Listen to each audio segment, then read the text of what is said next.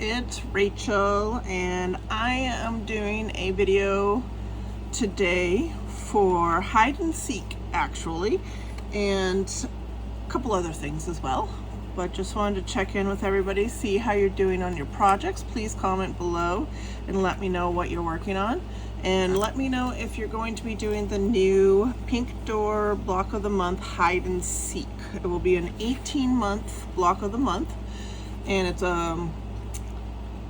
oh, I can't remember her name, but she created the La Pasquilla quilts and pattern, so it's similar to that. That's just the name of one of the patterns. This pattern's called hide and seek, obviously, but what it does is it has a lot of mirroring in it. So you create medallions that have mirroring and you get all these really cool secondary shapes out of it and stuff. So it's sure to be a very interesting quilt. I have never done anything like this before, so I am excited to do it, and I will be doing videos along the way to help you with your cuts and your fussy cutting and all that good stuff. So if you are doing that quilt, if you signed up, then let me know in the comments below that you'll be joining me in my videos and everything as well.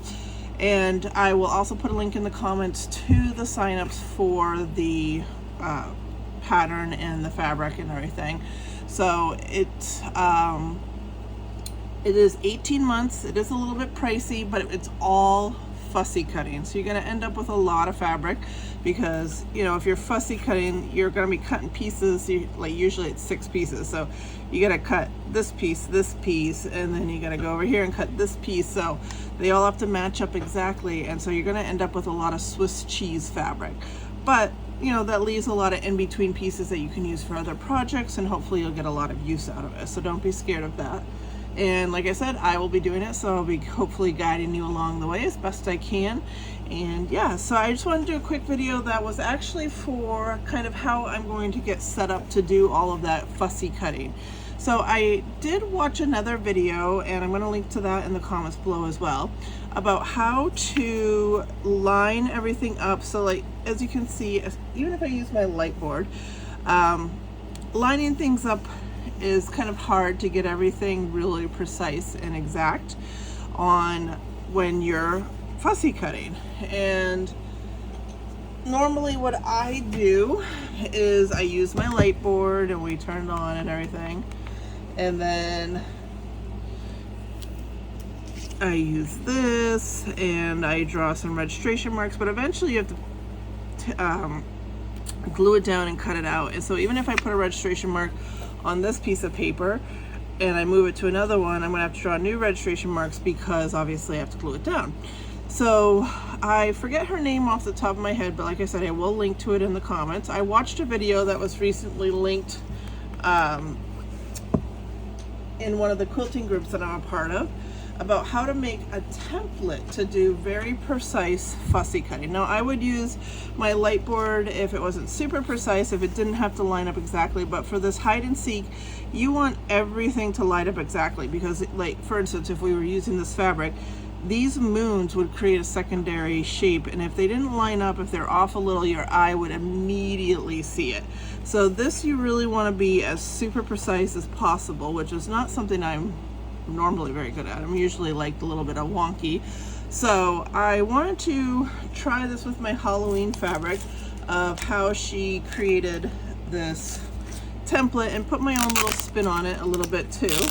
So what she did is she created a template using plastic. So I just bought some acetate sheets off of Amazon, and they're nice thick sheet. It's for like if you're doing projectors and stuff, if you guys remember projectors.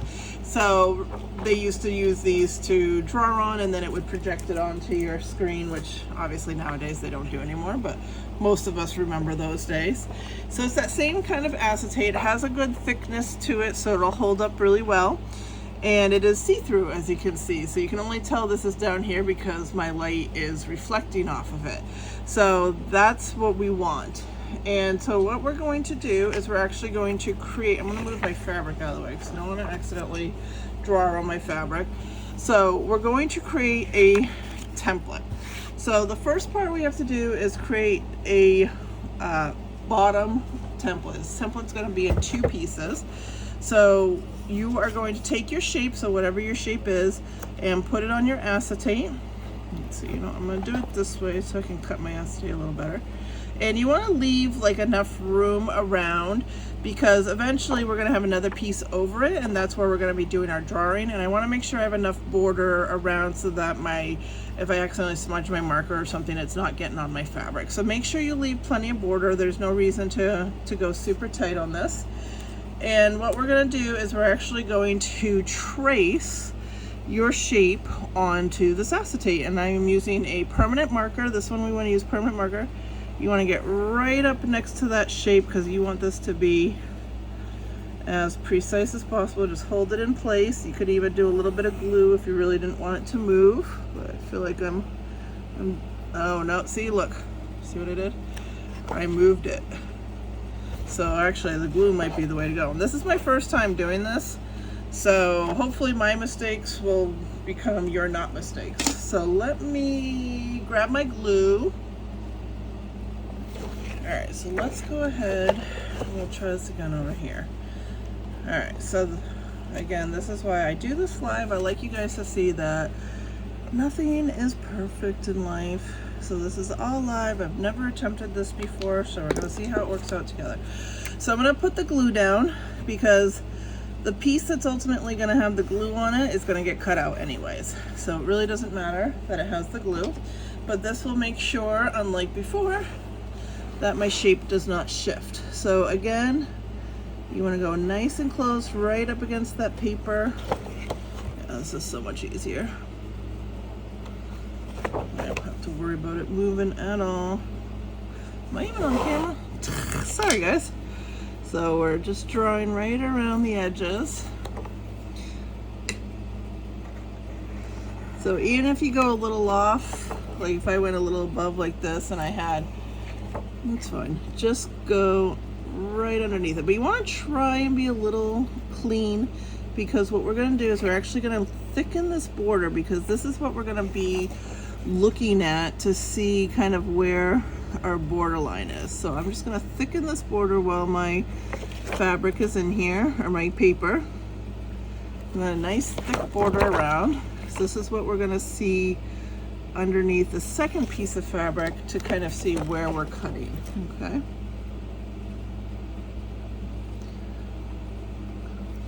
All right, so I'm going to give this just a second to dry. I don't want to smudge my Sharpie.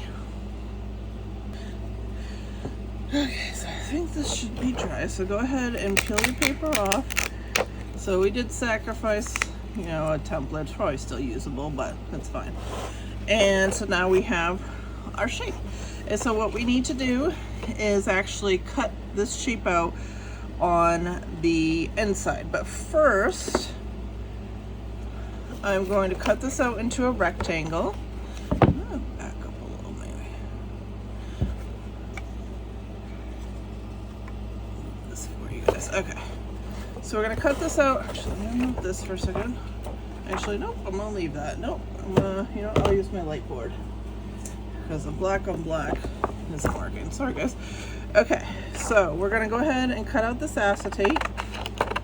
So it's a nice rectangle. And again, you want plenty of room around the shape. Don't be so close to it. This is gonna be a template, so it's all cut out, okay? All right, so we'll save that for just a second, and I'll show you the rest of it. So we're gonna go ahead and actually cut out the inside of the shape as well. So this, you want to be really nice and precise. You want to cut right on the inside of your black line, because that's the shape of your paper. And I'm going to actually, I have these sharp scissors, so I'm just going to score the plastic. Hopefully that'll be enough to, nope, I didn't get through. If you have an X-Acto knife or something, that'll probably work good too. So just enough to make a hole, okay? But don't go too close to your edges. And then I'm gonna use my little scissors, and I'll just do this over here so you can see it better, to actually cut the fabric, or the plastic.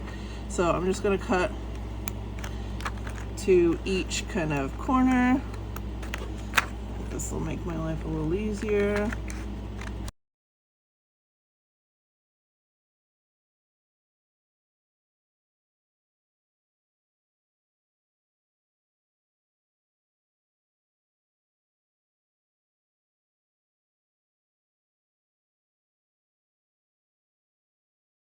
Okay, so we have it all cut out. I probably could have been a little closer, but you can see I'm pretty close. Not a lot of black on my cutout pieces, which shows that I cut it pretty good. Let me see, looking for... Okay, so the biggest thing you want to make sure is that when you put a piece of paper down, it fits in there really good, nice and precise and tight.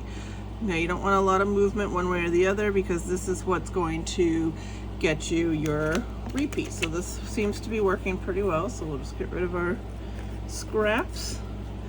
And so if you watch that video that I am going to post for the person that did this originally, and I really apologize that I can't remember her YouTube channel name, but she used an opaque, like a paper or cardboard for this bottom piece. So this is something that I thought would be a little easier if you used clear for the bottom but did a nice thick black border around it. That way you can see where your seam allowances are going to be, because with the opaque paper you're placing it down and hoping the seam allowances will work out, whereas with this you can actually see if you're too close to the edge. So hopefully this will work. This is a little divergent from her project, but like I said, I like to make things my own. So I need, where did I put the other piece of acetate? Okay, so we need another piece of acetate that is actually going to go right over the top of this. So we want it to be just about the same size, so I am just going to go ahead and cut straight across there. And we're going to make a little windows. So what we're going to do is actually tape these together. So I just have Scotch tape. Let's get rid of the first piece because it's always kind of gross.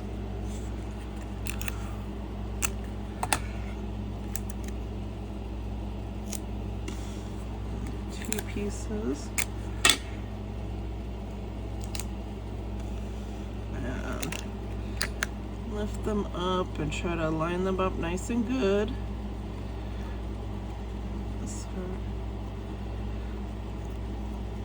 So you want this, but I mean it's going to be a little flexible, so you just want to do the best you can here just to keep them together more than anything.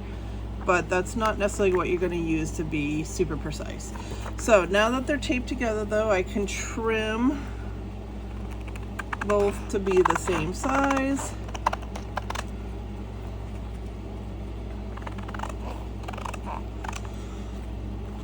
Excuse me.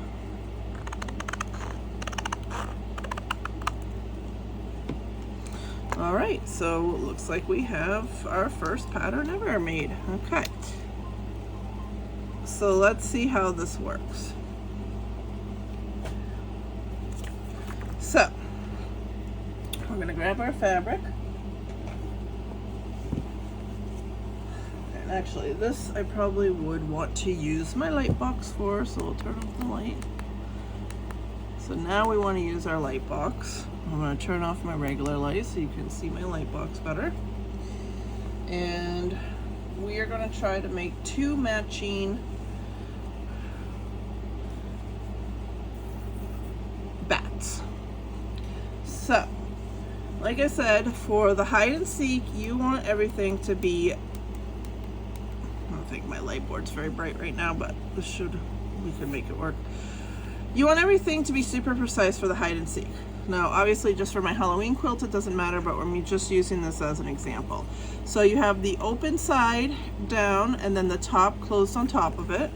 So again, this shows you, because I have my outline and it's all clear, like if I were to do even, you know, this guy might be okay, but it kind of shows you where your edges are, okay? So I'm going to choose, actually I'll do this upside down guy. And so what you want to do is, number one, you want to trace the shape Actually, you know what? I could probably do that permanently too. Okay, so what she did is she traced the shape on the edges. This is with a white, with a dry erase marker. That red might not work real well, but you can kind of, I don't even know if you can see that. All right, so let me think about this for a second. Hold on. Okay, so I think if I am gonna do my next round, I'm gonna make my bottom Sharpie color a different color, like maybe red. A red would probably be good, or a green. And then I'm gonna draw that same shape in black on top. So that's gonna allow me to know that the shape itself is lined up. But for now, we're gonna use this black to put registration marks in the corners. And I think I would do Sharpie on the top. I don't see why it would matter. So that's just to make sure that when I close this, so if I close it and it looks like, you know, like this or something, then I know I'm off. So just so when I close it, I know that my new registration marks are gonna line up, okay? So hopefully that makes sense. But I think I would do a different color underneath. That was my mistake, so that you could see those a little bit better. All right. So we're gonna use this guy, we're gonna use this bat. So this is what we're gonna do, is we're gonna put our shape on here. And I'm going to take my dry erase, this is not permanent, so my dry erase marker, and I'm going to draw certain shapes so that when I go to my next shape, I can line it up really good and know that I'm getting the exact same shape, okay? So I moved it a little bit because I let go, but what we're going to do, this is the magic here, is we are going to take my coffin shape. I'm going to put glue on the back. Okay, and I'm going to line this up again, exactly where all my registration marks are. This is exactly what I'll do. And actually, you know what? I think I'll make, maybe I'll make a little, I'm going to do this, because you need to pull up just this top layer. I think I'm going to make a little pull tab for myself. Let's try this. So that'll be a little pull tab. It's not very pretty, but it does the job. All right, so again, let's line this all up. Make sure you're really super precise with your lines. I have my little pull tab, which only lifts the top. We open it up and then drop in the paper, which of course has now dried because it took so long. So, all right, so this is a little bit of a process. I think once I get the method down, this will work really good. I feel like this is quite a bit bigger than my paper, but that's fine. All right, we're gonna try 2 of these and see how it works. So then you just lift up your template and you're ready to move on to the next one. So let's try this. This is gonna be the real key. So I'm gonna line everything up, line up all my registration marks. I'm gonna grab a template. Did not grab a template ahead of time. Because as I'm doing this, I'm thinking of a couple other things I could do to make this a little easier. Like they have, I could put washi tape on the back of this so that it kind of grips a little bit better. So I think I might try that. And then obviously being precise where I cut, and then doing my registration marks a little bit different too. So I think there's a few things I can do to make this work even a little better. So I'm gonna post this video as is, but definitely be on the lookout for an update, or try it yourself. Try it with just, you know, some scraps you have, and buy that paper and see what you think. See what updates you think you can come up with. So Because see, I'm already noticing I'm kind of moving the paper, but I think it's going to be precise enough. Need like 4 hands to do this. So we just need some glue down the center and then drop this right in the middle. Okay. And I don't think I got that very precise. Okay. But we're going to try it. I'm going to cut these out and I'm going to baste them and we're going to see how we did. But I can already tell I am definitely going to tweak this a little bit. So definitely be on the lookout for that. But, you know, hey, this is real life. This is what I do. Doing this on the fly for you. I could, you know, I could do it all pristine and perfect to start, but that's not who I am. All right, let's see if I can move my, okay, sorry, I had to change a few things on my camera for some reason. It wasn't getting far enough away. All right, so let's go ahead and cut these out. So I hand cut all my fabric. I don't use acrylic templates at all. Saves me a lot of money. Once you get used to that 3/8 inch seam allowance, it's actually really not that hard to hand cut. Remember in the olden days, like I'm working on one that was actually started by my great grandmother. It was all hand cut. There's no, you know, acrylic templates, and they made beautiful quilts, so you don't need all that fancy stuff. Now some of it I do use, like I love the glue. I think that's a really good upgrade from basting, but of course you can thread base if you want, but I prefer the glue. So there's certain things I'll use, but then there's other things, especially if they cost a good amount of money, which I guess the glue does, but I think it saves me time, and I do think the glue is more precise too. But anyways, I try to save money here and there where I can.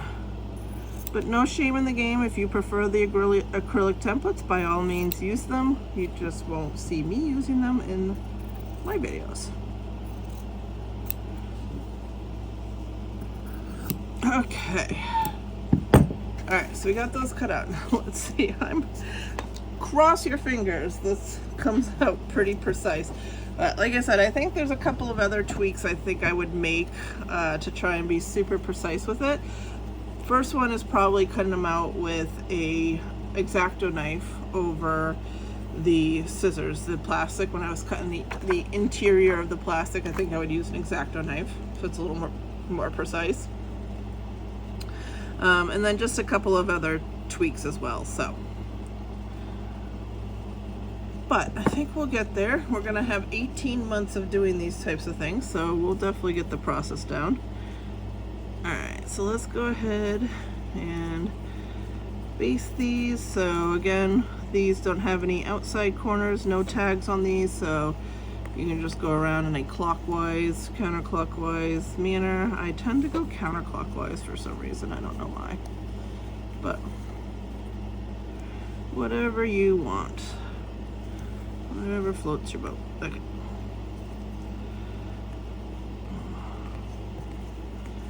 You want it nice and snug, but not pulled so tight that you can't get your thread through. You want to have a couple of, when you're stitching, you usually look for a couple of threads to grab. So you want to make sure you have that. It's a fine line between too loose, too tight.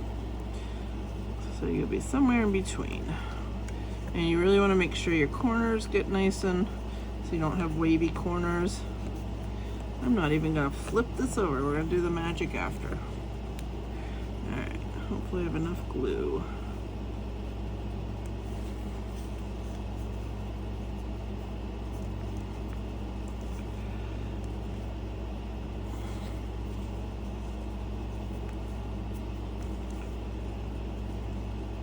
So you can see my seam allowances aren't perfect, like this one's a little wonky, but it is long enough on all the sides. It'll make it work. They're not going to come unraveled once everything is quilted, so that's all that matters. Obviously, if I had used an acrylic template, they would be much more precise, but this is the back of the quilt. I'm not entering any back of the quilt contest. If I was, I guess I would use the acrylic templates to make it look a little prettier, but speed is a big factor when especially when you're doing everything by hand. I find not having to pull out the acrylic template and the rotary cutter to be much more fast. So make sure my corners are nice and tight. And if you did want a thread based, I would suggest a hybrid. So I would still use your glue stick to put the papers down, especially if you're doing this quilt. You want these papers to not move when you're cutting your fabric at all. Okay, so use your glue to glue it down, and then you can thread based after that. So that'll still keep your, all right, drum roll please. Yeah, these look pretty good. I would say these are pretty precise. We got the same amount. Yeah, that actually worked out a lot better than I thought it was going to. So if this was a repeating pattern, which obviously this moon doesn't line up exactly, but that's because it's in the pattern itself is not a mirror image. So, but this would definitely work. All right, so I think that actually works really well, and I think that's what I'm going to use for this quilt. I just got to do a couple of tweaks. I think I'm going to get some washi tape to put on the back of the acetate so that it doesn't slide around when I'm lifting up the door. And then, like I said, maybe use red for the bottom outline so that I can see the difference between the bottom outline and the top registration marks. And then black probably to do a nice thin line around permanently for the registration marks, so that way if it lines, you know, everything lines up good. So I think just with a few tweaks, I like the little hinge, the door handle, I think that worked out. So a few little tweaks here and there, and I think it'll work. I'm not even sure if I really need the hinge. I might be able to just do it as two pieces, especially if I have the washi tape where it's not moving. I'm not sure.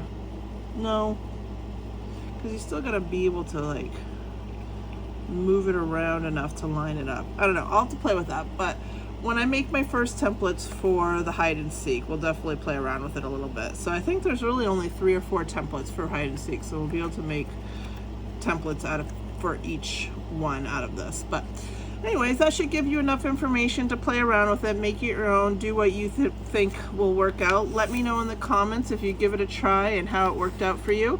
Definitely let me know if you are doing the hide and seek quilt, because that's going to be a lot of fun for us to do together. And I wanted to wrap up this video actually with a little gift that somebody sent me. So I had a nice little surprise in my mailbox today. This is from Lynette Kearns. She is all the way in Australia, and she had seen my video where I am working on my little 1/4-inch hexies. Let me pull that out. So I'm working on my little 1/4-inch hexies. These cute little guys.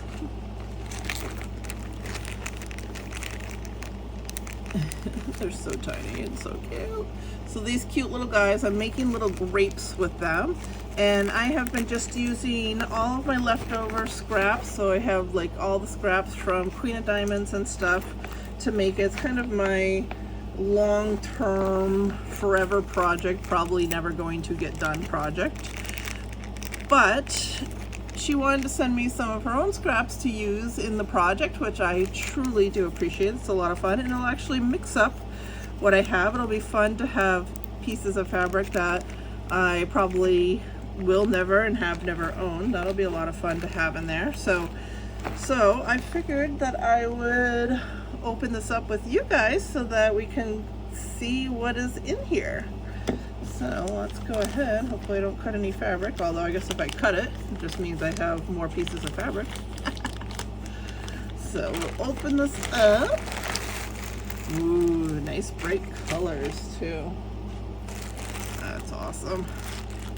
Oh, happy mail, so happy mail. Look at this, so cool.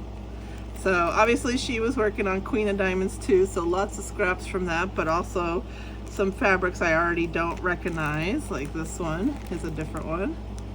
These metallics, so these will be great for those 1/4-inch hexies. Oh, thank you so much, Lynette. This is awesome. Look at all those pretties. I love it. Oh, so sweet. So thank you guys. I appreciate you watching my videos. I know this was kind of a wonky one with the template, but hopefully we got it far enough in to give us a good idea of what we're going to be doing for hide and seek, or of course any quilt that you're working on where you want really precise repetitive patterns, this will work really great for. So like I said, in the comments I'm going to put a link to the video that I originally saw with these. Oh, this was the other tip too. So if you can already see, my dry erase is already rubbing off, and if it rubs off on your hand, you could also get it on your fabric. So a tip that I got from actually the quilting show that's on TV now, I can't think of the name of it, but it's been on for 20 plus years.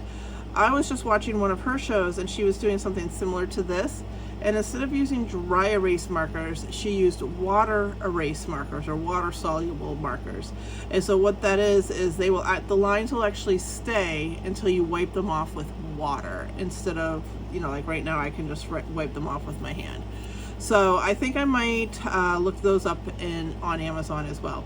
So I'll put all the links to everything. I'll put the link to the acetone, the link to the video, the link to Pink Doors to sign up for the block of the month for hide and seek, and then also the link to the markers if I find them. So hopefully you'll have everything that you need to work on this project, and please let me know in the comments if you are planning on doing the project, or how all of your other projects are going right now. And if you like this video, go ahead and hit that like button and subscribe to my channel, as I do post these videos pretty sporadically. So thank you everybody for listening to me chatter on this video, and I hope we learned something good together, and I will see you in the next video. Bye everybody.